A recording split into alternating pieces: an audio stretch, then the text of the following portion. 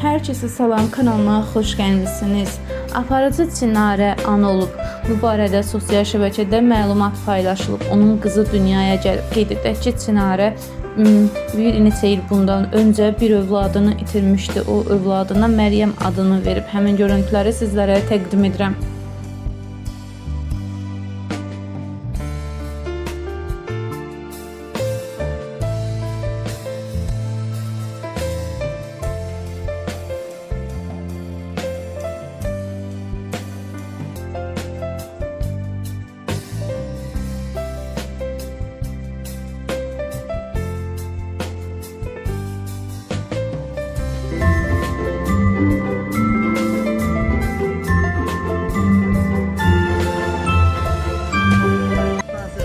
Qabuldayıq, səhər yeməyi yedik. Səhər tezdən oyanma səbəbimiz Gəncəyə xınaya gedirik.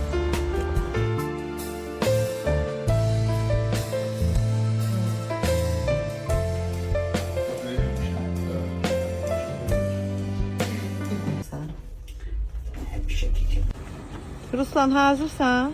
Hazırım. Getdik.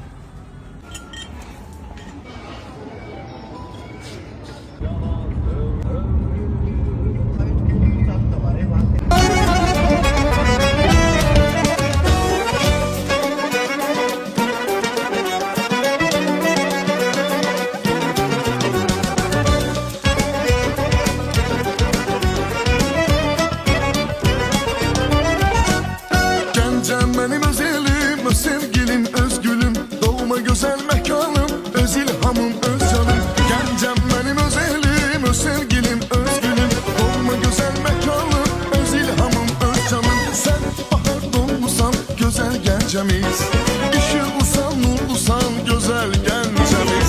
Sen bahar yurdusan, güzel gencemiz, ışıklısan, nurlusan. Gördüğünüz bu çantanı biz biraz değişirik. Yani dünyada indi hal-hazırda bir ara Labubu çox dəbdəydi çantadan asmaq. İndi isə Swatch və Ademir Pike'nin saatları çox dəbdəydi. Ürəyim dözməyib hər rəngini almışam. Sırf çanta üçün. 1, 2, 3, 4, 5. 6 7.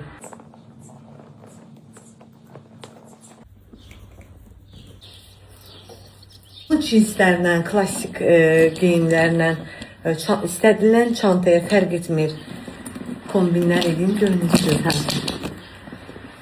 Çantam necədir?